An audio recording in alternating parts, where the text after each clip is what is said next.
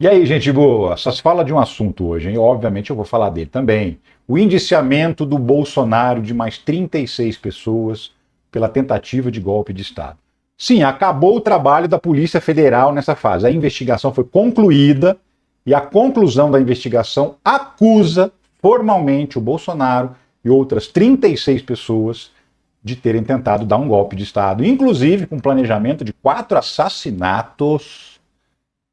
E isso está também nessa acusação da Polícia Federal.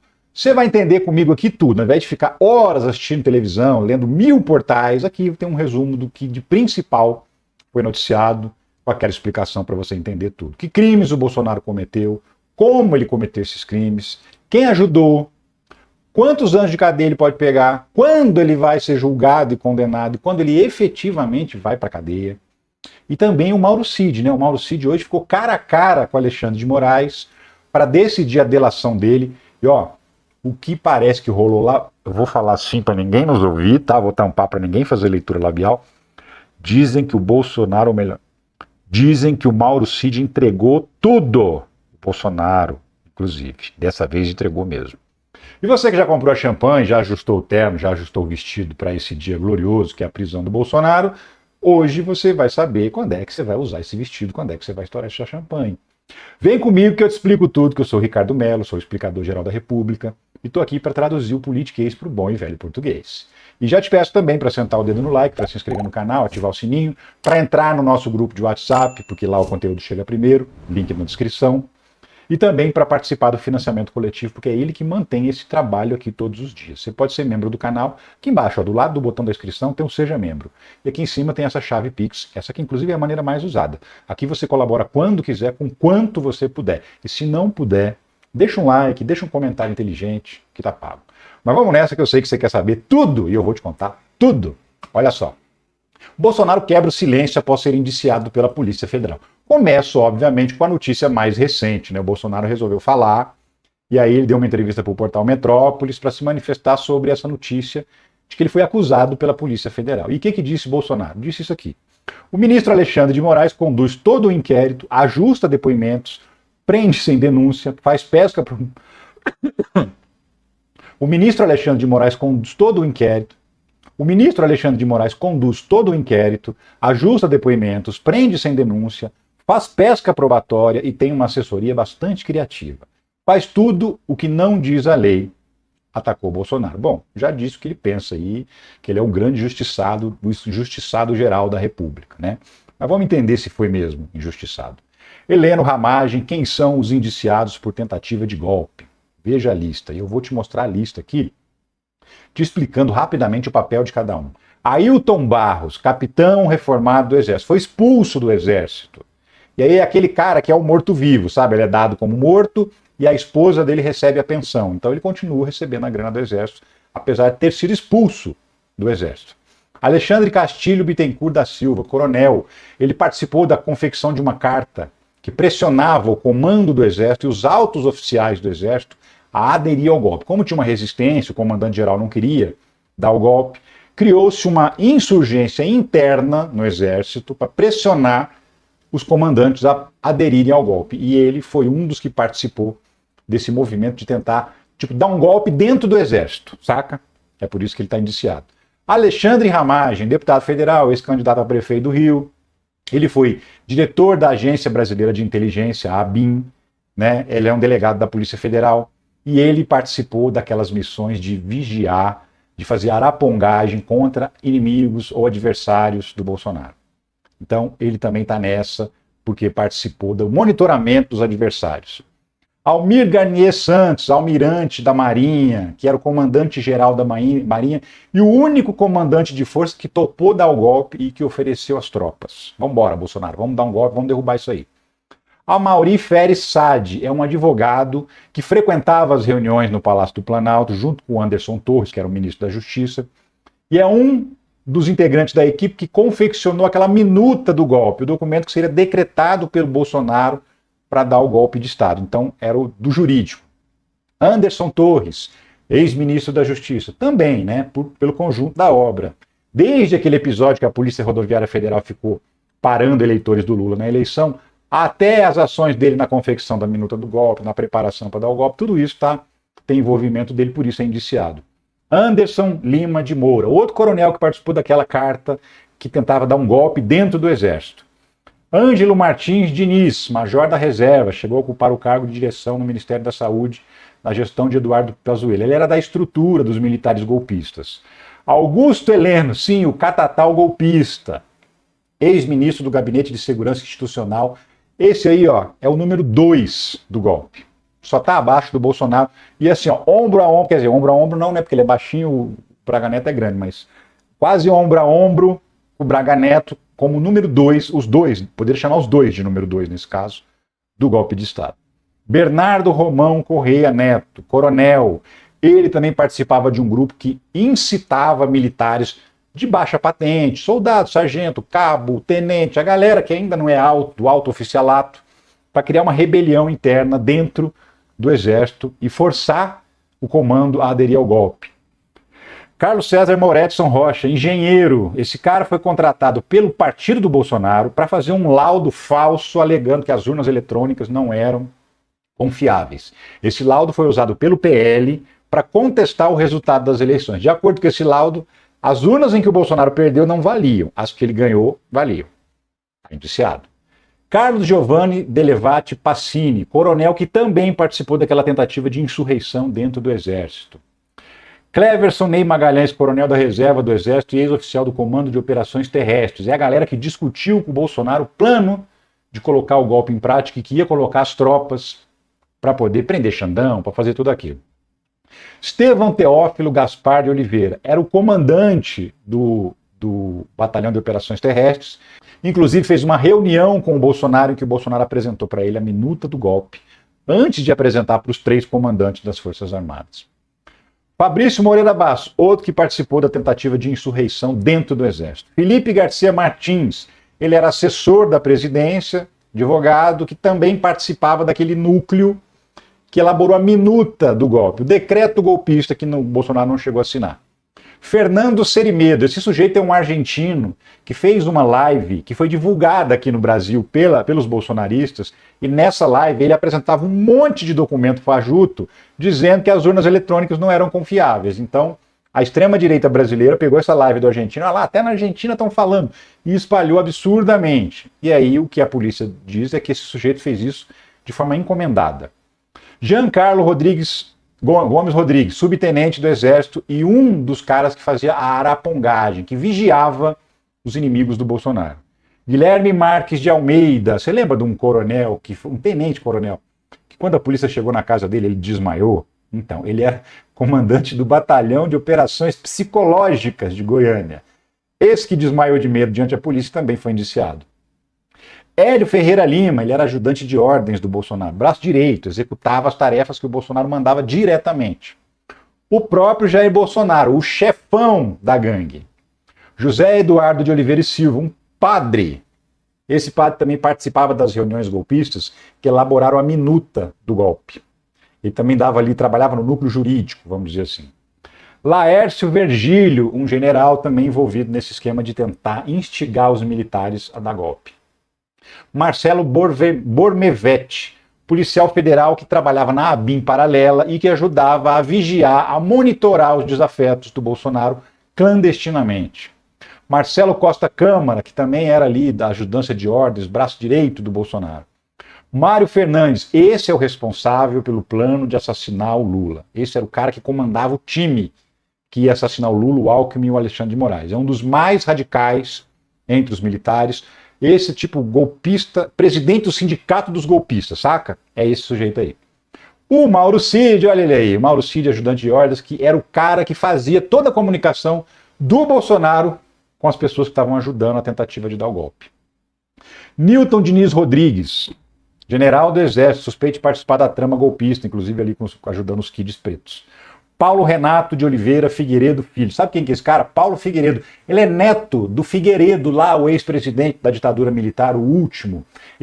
O pai era ditador, o vô, né? O neto também queria ditadura. E aí ele ficava lá nos Estados Unidos, pela internet, instigando os militares, divulgando informações sobre os militares, Passava até meio que um placar diário sobre quantos militares já aderiram ao golpe, quantos não aderiram. Era uma maneira de pressionar os militares para que eles também entrassem, para que todos entrassem nessa aventura de dar um golpe. Paulo Sérgio Nogueira de Oliveira, ele era ministro da Defesa e participou de todas as reuniões. Aquela reunião que o Bolsonaro fez antes, em julho de 2022, que eles falavam em virar mesa. Enfim, tudo. Participou de todos os processos. A reunião com os comandantes para propor o golpe para eles. Tudo isso. Rafael Martins de Oliveira, tenente-coronel integrante dos Kids Pretos. Esse aí é dos caras que participaram ativamente do plano para matar o Lula, o Alexandre de Moraes e o Alckmin. Ronald Ferreira de Araújo Júnior, tenente-coronel do Exército, também está no mesmo rolo. Sérgio Ricardo Cavalieri de Medeiros, integrava o núcleo de desinformação e ataques ao sistema eleitoral. Tinha uma galera que era responsável por divulgar informações falsas para dizer que as urnas não eram confiáveis e fazer as pessoas ficarem irritadas e se manterem lá na porta do quartel protestando. Então, o Sérgio Ricardo fazia isso. Tércio Arnaud Tomás, ele era do gabinete do ódio, era o cara que era responsável, um dos responsáveis, por produzir as mentiras que eram distribuídas na internet para revoltar as pessoas. Valdemar Costa Neto, presidente do partido do Bolsonaro, está enrolado pra caramba. Por quê? Porque o PL ajudou a financiar coisas golpistas. Por exemplo, contratou lá a auditoria falsa para poder alegar que as urnas não funcionavam, entrou com pedido de anulação das urnas, e é suspeito também de ter financiado os próprios acampamentos golpistas com dinheiro do fundo partidário, dinheiro público. Isso também está sendo investigado. Walter Souza Braga Neto, não precisa falar nada, né? O cara que falou pro povo que estava na porta do quartel, calma, fiquem aí, só posso falar isso para vocês, não percam a esperança. Esse também era o número 2, junto com o catatal golpista, o Augusto Heleno, era assim, imediatamente abaixo do Bolsonaro, era o Braga Neto e o Augusto Heleno. Vladimir Matos Soares é aquele policial federal que fez a segurança do Lula no período da transição, ele trabalhava no hotel onde o Lula fazia as reuniões, e ele passava as informações sobre a segurança do Lula para os militares que queriam matar o Lula. Era uma maneira deles saberem como era o esquema da segurança do Lula para eles atacarem. Essa é a turma indiciada junto com o Bolsonaro. 37 pessoas. PL, partido de Bolsonaro, pode ser extinto após descobertas da PF. Sim, por quê? Porque é um partido político, ao que tudo indica e ao que apurou a Polícia Federal, que ajudou a financiar atividades golpistas. Usou dinheiro do fundo partidário, que é dinheiro público, para contratar uma auditoria falsa, para pagar advogado, para pagar salário do Braga Neto, que é outro que está sendo apontado aí como golpista. E também tem uma mensagem do Braga Neto para o Mauro Cid, dizendo o seguinte: pede 100 mil lá para o Valdemar, que era dinheiro para manter o acampamento golpista de Brasília. Então, a polícia também está checando os dados aí, se o partido distribuiu dinheiro diretamente para bancar os acampamentos golpistas, comida, água, banheiro químico, barraca, essas coisas. E se o PL realmente ajudou a financiar, ele pode ser extinto, pode perder o direito de existir, porque dentro da democracia não pode existir um partido que tenta destruir a democracia. Está na lei. Então o PL está na berlinda, pode simplesmente deixar de existir. O partido do Bolsonaro pode ser extinto. O maior partido do Brasil hoje em número de deputados eleitos, tá? Pode ser extinto, porque tentou dar um golpe, ajudou. PF cita 6 núcleos em inquérito que implica Bolsonaro em tentativa de golpe. Sim, o que a polícia descobriu? Que várias pessoas, essas 37 pessoas, incluídas aí o Bolsonaro, foram distribuídas em várias funções, cada um na sua, para trabalhar pelo golpe. Que funções são essas?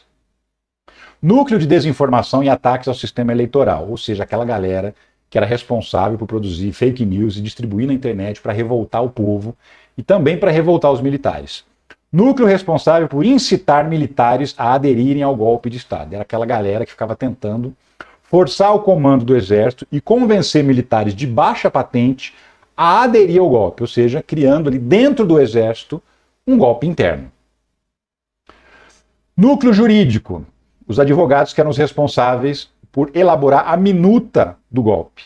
Os documentos necessários, os decretos que o Bolsonaro assinaria para oficializar o golpe de Estado. Núcleo operacional de apoio às ações golpistas. Isso aqui é aquela galera que põe a mão na massa mesmo. É o cara que vigia o desafeto, que faz o trabalho lá na ABIN paralela, de fazer monitoramento, arapongagem. Gente que fazia o office boy do golpe. Tudo tem que fazer, manda o cara ir lá. Núcleo de inteligência paralela. São as pessoas justamente que faziam a arapongagem na ABIN, lá na ABIN paralela, que faziam o trabalho de coletar informações dos adversários, dos inimigos, para municiar os golpistas, tipo o monitoramento do Alexandre de Moraes, dos deslocamentos dele, para saber quando atacar, onde atacar, essa coisa toda. Núcleo operacional para cumprimento de medidas coercitivas. Essa é a única que eu não entendi muito bem ainda, mas assim que entender, explico para você. O que eram essas medidas coercitivas que eram adotadas por esse núcleo? Esses 6 núcleos de pessoas, subdivididos, formam uma grande organização criminosa que foi montada para impedir que o presidente eleito tomasse posse e que o Bolsonaro continuasse sendo presidente, mesmo tendo perdido a eleição. Tentativa de golpe. Dos 37 indiciados pela PF, 25 são ou já foram militares. Sim, mais da metade dos golpistas são militares ou da reserva ou da ativa. General que já está na reserva, coronel e gente que está na ativa trabalhando dentro do exército, principalmente, e que trabalhava ali para coletar informações e executar os crimes. O crime de dar o golpe, o crime de matar o Lula, depois estabelecer o gabinete de crise, onde o Braga Neto e o Augusto Heleno seriam os cabeças para poder organizar uma nova eleição. Nessa nova eleição o Bolsonaro ia ganhar, porque quem não ia ter justiça eleitoral, quem ia organizar a eleição eram os militares, e aí obviamente que o Bolsonaro ia ganhar, com Lula morto e Alckmin morto, né? E aí 25 então são militares, mais da metade. O governo gasta 8,8 milhões ao ano com militares indiciados por golpe. Isso aí é os salários, os benefícios que eles recebem, porque quem não está na ativa está na reserva, recebendo salário integral aposentado. Por ano, essa galera custa quase 9 milhões de reais para mim, para você. A gente paga para esses caras atentarem contra a democracia. A gente paga o salário deles para eles usarem os recursos do exército para tentar dar um golpe de Estado. Por quê? Porque esses sujeitos aí, eles acham que você não sabe de nada. Mas não é votar o quê? Você não sabe votar, não. Quem tem que decidir quem governa esse país aqui somos nós. É isso que eles pensavam. E aí eles iam armar tudo para poder dar o golpe e eles decidirem quem ia governar o país. Deu tudo errado. PF mostra que cúpula do governo Bolsonaro e das Forças Armadas estava envolvida até o pescoço na intentona golpista. Sim, porque tirando os militares, também tinha os ministros civis, os mais próximos do Bolsonaro, todo mundo envolvido também, assessores muito próximos, gente ali que trabalhava no Palácio do Planalto, do lado do Bolsonaro, no dia a dia com o Bolsonaro, ministro da Justiça, né, ministro da Defesa, gente que estava envolvido com o golpe e era do núcleo duro, vamos chamar assim, do governo Bolsonaro. PF tem indícios de que Bolsonaro sabia de plano para matar Lula, Alckmin e Moraes. Sim, a Polícia Federal também concluiu que aquele plano para assassinar os 3, na verdade eram 4. É que o quarto a gente ainda não sabe o nome. Mas o plano para assassinar esses 4 foi comunicado ao Bolsonaro e o Bolsonaro deu o ok. E a Polícia Federal tem provas para concluir que o Bolsonaro deu ok para matar o Lula. É isso, deu ok para um assassinato. Ao saber dos planos de golpe e não punir os envolvidos, Bolsonaro aderiu ao ato, dizem especialistas. Matéria do Estadão, ouviu advogados criminalistas, especialistas em Constituição, em direito criminal, em várias coisas do direito. E aí o que eles disseram? Bom, o Bolsonaro como presidente da República, se ele fica sabendo que existe um plano para assassinar pessoas, que vai inclusive beneficiá-lo, porque com esses assassinatos ele vai continuar presidente, e se ele não faz nada, ele está aderindo automaticamente. Então assim, não precisa existir uma prova, uma mensagem de áudio, de texto do Bolsonaro falando vai lá e mata o Lula. Não precisa. O simples fato de haver provas de que o Bolsonaro sabia e não tentou impedir e dependia só dele, porque se ele fala não quero que mata ninguém, ninguém ia morrer. Dependia só dele. O simples fato dele saber e não fazer nada para impedir já o coloca como participante do crime. É suficiente. Ah, mas ato preparatório para assassinato não é crime. É o que eles estão tentando te convencer.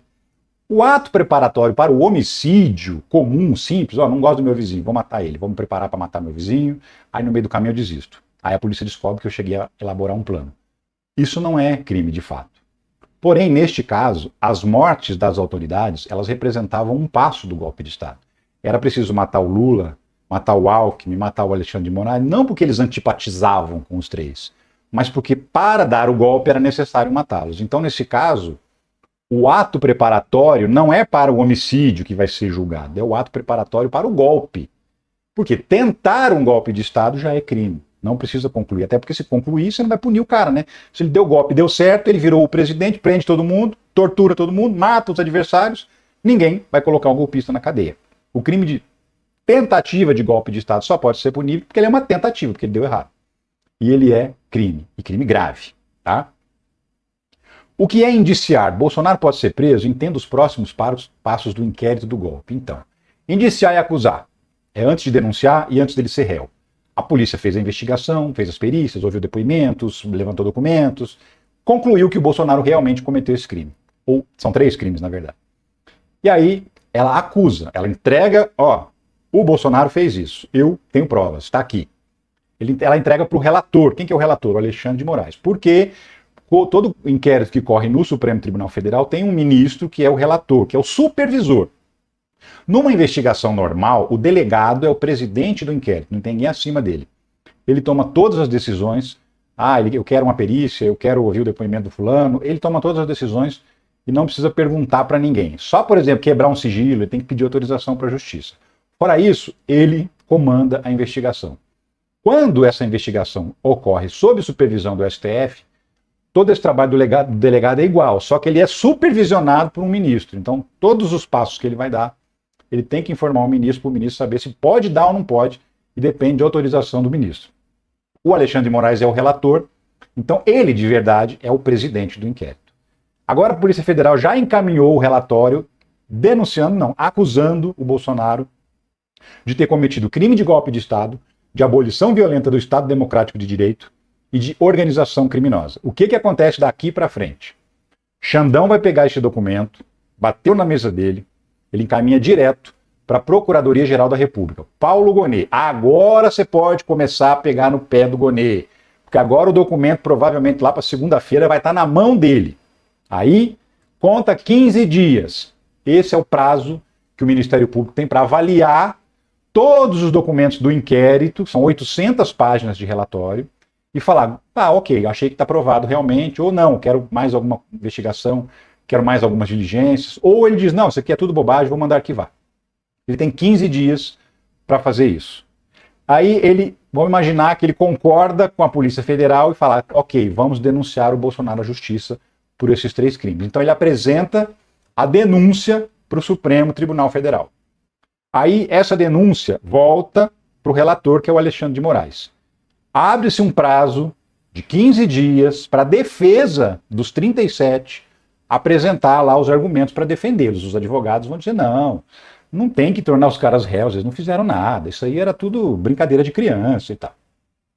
Passados os 15 dias que a defesa apresentou os seus argumentos, o ministro relator fala, está liberado para julgar se a gente torna ele réu ou não, ainda não é julgar o processo. Então aí vai reunir todos os ministros do Supremo Tribunal Federal para decidir se eles aceitam a denúncia do Ministério Público. E aí eles votam. E aí, se a maioria aprovar, Bolsonaro e companhia viram réus. Aí eles mudam de patamar, viram réus. E aí vai ter o processo andando, vai ter de novo depoimento, produção de prova, perícia, que a defesa ou a acusação podem pedir. E aí ele finalmente vai a julgamento. E esse julgamento também é por todos os ministros. A maioria decide se ele vai ser condenado ou se ele vai ser inocentado. Ele e a turma dele. Após Cid depor 3 horas no STF, Moraes decide manter o acordo de delação. Então, o acordo do Mauro Cid estava ali, caindo pelas tabelas. Por quê? Porque ele omitiu um monte de coisa, principalmente o plano para assassinar Lula, Moraes e o Alckmin. Só que a polícia descobriu, achou lá no celular dele, conseguiu recuperar arquivos que ele tinha apagado, e aí chamou ele na chincha. Hoje ele teve uma audiência para decidir se a delação dele ia continuar valendo ou não. Porque delator tem que contar tudo. Se ele esconder alguma coisa e a polícia descobrir, ele perde os benefícios da delação. Quais são esses benefícios? Um deles, ele está respondendo o processo em liberdade, ele está em casa, usando tornozeleira eletrônica. Outro benefício, se ele for condenado, ele vai ter uma redução de pena. Outro benefício, o pai dele é investigado naquela história da venda das joias. A mulher dele é investigada naquele esquema da falsificação do cartão de vacina. Então, no acordo dele também previa uma proteção para o pai e para a esposa dele. Eles perderiam essa proteção. Como é o Xandão que decide se essa delação continua valendo ou não, o Xandão fez uma reunião cara a cara com ele e apresentou para ele as contradições da delação e das provas que a polícia conseguiu. Então, você falou isso aqui nesse dia? Olha o que a gente descobriu. Não é bem isso. E aí, o que você tem a dizer? E aí, ao que tudo indica, Mauro Cid resolveu abrir o bico. Até porque esse foi o conselho que ele recebeu de aliados e até do advogado. Cid é aconselhado a falar tudo ao STF e lembrado que idolatria de Bolsonaro pode lhe render 20 anos na prisão. Sim, porque o que dizem é que o Mauro Cid é um fã do Bolsonaro. Baba ovo mesmo. E que ele ficou esse tempo todo, ele resolveu delatar para tentar aliviar a barra dele, do pai e da esposa, mas ao mesmo tempo ele teria ficado tentando proteger o Bolsonaro e principalmente o Braga Neto. Então por isso que ele não teria contado tudo. E aí ele foi aconselhado, olha, abre o bico, porque se você continuar protegendo essa galera, você vai botar teu pai na cadeia, tua esposa na cadeia, você vai pegar no mínimo 20 anos de cana. No mínimo. Então se fosse você abrir o bico. E aí, de repente, chega a notícia de que a delação dele foi mantida. Está valendo os benefícios. Isso só pode ter acontecido se o Mauro Cid resolveu abrir o bico. Resolveu, tá bom, vai, vou contar o que eu não tinha contado. Por quê? Porque a Procuradoria-Geral da República, o Paulo Gonet, já tinha pedido a prisão dele de novo. Quando ele sentou lá diante do Xandão, tinha um pedido de prisão, para ele sair da audiência preso. E aí, depois da audiência, o próprio Paulo Gonet falou, não, vou reformular meu pedido aqui, não quero mais a prisão dele, acho que agora a delação dele está ok. E o Xandão, com esse posicionamento do Paulo Gonet, falou, tá bom, a sua delação continua valendo. Ou seja, ele contou, ele abriu o bico. E agora tem, com certeza, isso a gente vai ver isso agora na denúncia do Paulo Gonet, que tem lá uma acusação frontal, formal, sem condenada do Mauro Cid para o Jair Bolsonaro nessa tentativa de golpe. Plano de golpe, Bolsonaro é indiciado por crimes que ele mesmo inseriu no Código Penal. Pois é, em 2021, o Congresso Nacional aprovou a lei que define os crimes contra o Estado Democrático de Direito. Existia antigamente a Lei de Segurança Nacional, que foi criada na ditadura e que era usada para perseguir opositores. Aí, essa lei foi substituída por uma outra lei de defesa da democracia, do Estado Democrático de Direito. E quem sancionou essa lei? O Bolsonaro. Sabe quem mais assinou essa lei junto com o Bolsonaro? Braga Neto, Augusto Heleno. Serão os primeiros condenados e presos pela lei que eles colocaram em vigor. Eles próprios. Que ironia do destino, né? Mas é exatamente isso que vai acontecer. Que o Bolsonaro vai ser condenado, não tenha dúvida disso. Eu não tenho nenhuma dúvida disso por conta da robustez das provas que já existem. Entenda a diferença entre os crimes de abolição violenta do Estado Democrático e golpe de Estado. Sim, porque o Bolsonaro, como eu falei, está sendo acusado pela polícia de ter cometido o crime de golpe de Estado, tentativa, né, de golpe de Estado, tentativa de abolição violenta do Estado Democrático de Direito e organização criminosa. Aí você fala, mas peraí, golpe de Estado e abolição do Estado Democrático não é a mesma coisa? Não, não é a mesma coisa, explico a diferença. Dar um golpe de Estado significa tirar o presidente que foi eleito democraticamente, tirar ele do cargo. Eu que vou tomar teu lugar. Então o golpe de Estado acontece dentro do executivo só. O resto não fica intocado. O parlamento ninguém mexe, o Supremo ninguém mexe. O cara dá um golpe, tira o presidente e assume o lugar dele. Então esse é um crime, golpe de Estado. A abolição violenta do Estado Democrático de Direito já é você impedir que os outros poderes funcionem. Então, quando tem lá no 8 de janeiro aquele quebra-quebra que destrói a Câmara, destrói o Senado, destrói o STF, ali você estava atentando contra as três, e destrói o Palácio Planalto, né? Você atentou contra as três instituições da democracia, o Executivo, o Legislativo e o Judiciário. Isso é a abolição violenta do Estado Democrático de Direito. Você tentou interferir nos três poderes. Esse é outro crime. E a organização criminosa, porque ele teve que juntar essa galera, 36 pessoas mais ele, para elaborar um plano e tentar dar um golpe de Estado. Por isso é a organização criminosa. STF pode julgar Bolsonaro entre abril e junho. Veja o passo a passo. O que acontece? Acontece que, provavelmente, a denúncia do Bolsonaro sai ainda esse ano, pelo Paulo Gonet. Ele tem 15 dias, mesmo que ele atrase. O ano do Judiciário termina no dia 20 de dezembro. Dia 21 começa o recesso, aí só volta em fevereiro. Então, no dia 20 de dezembro, termina o ano do Judiciário. Até o dia 20 de dezembro, a gente está no dia 21, ou seja, daqui a um mês. Esse é o prazo que o Paulo Gonet vai ter para apresentar a denúncia. Ele deve fazer isso ainda esse ano. Aí não vai dar tempo de julgar nada. Mas voltando do recesso em fevereiro do ano que vem, o STF vai marcar o julgamento para decidir se aceita ou não a denúncia, ou seja, se ele vira réu ou não, e depois marcar o julgamento do crime propriamente dito. E aí a estimativa pelos prazos regimentais, porque tem uma semana para você apresentar um documento, com certeza a defesa vai tentar atrasar esses prazos, pedindo perícia, pedindo para ouvir gente, pedindo para fazer uma série de coisas. Mas tudo isso tem prazo regimental, ou seja, um prazo para acontecer. Somando esses prazos, estima-se que o julgamento final do Bolsonaro, aquele que vai condená-lo ou não, deve acontecer entre abril e junho do ano que vem. Então, neste período, a gente vai ver Bolsonaro condenado. Significa que o Bolsonaro vai preso imediatamente? Então, junho do ano que vem é o dia D, é o prazo final? Não. Calma, você viu, o Collor foi condenado pelo STF, está recorrendo, até hoje não foi preso. Já tem um tempo, já tem meses que ele está atrasando a ida para a prisão, mas vai. O que acontece? Quando o Supremo Tribunal Federal julga e condena, ele ainda pode entrar com alguns recursos para o próprio Supremo Tribunal Federal. Embargo de declaração é um desses recursos, porque a sentença não está muito clara.